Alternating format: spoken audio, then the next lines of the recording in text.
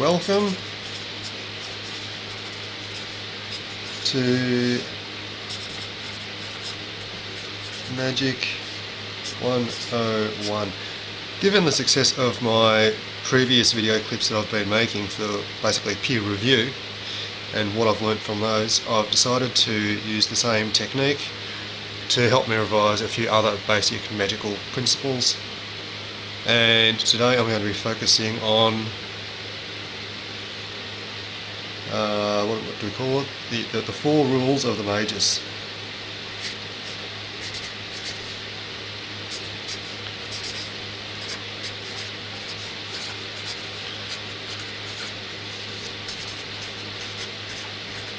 Now, during the reading phase of my magical career,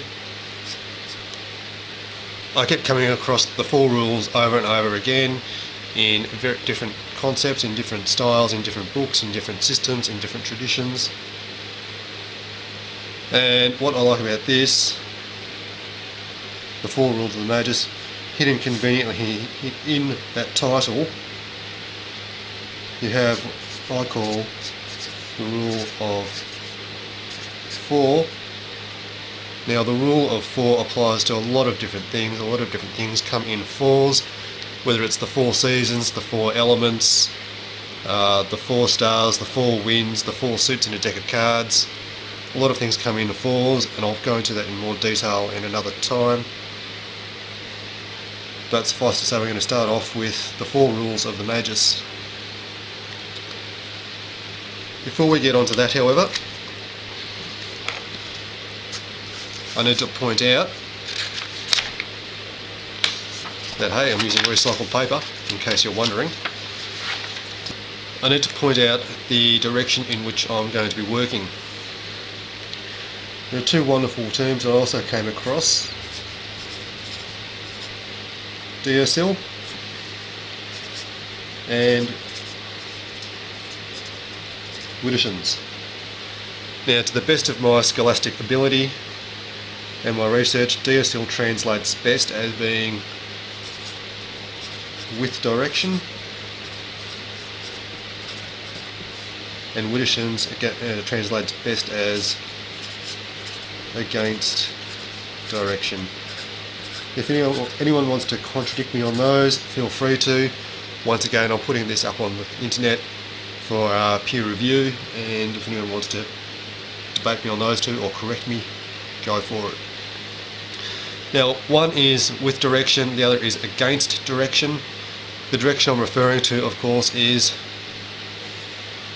direction of the sun.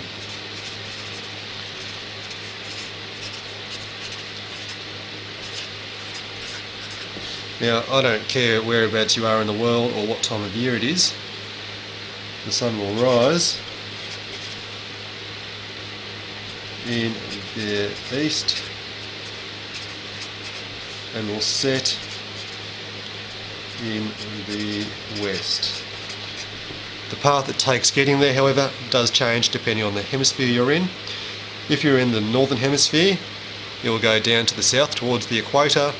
If you're in the Southern Hemisphere, where I am, the sun will travel upwards to the north to the equator, and it's the equatorial direction to where you should be putting fire or flame or that particular element. So if I was to draw a compass,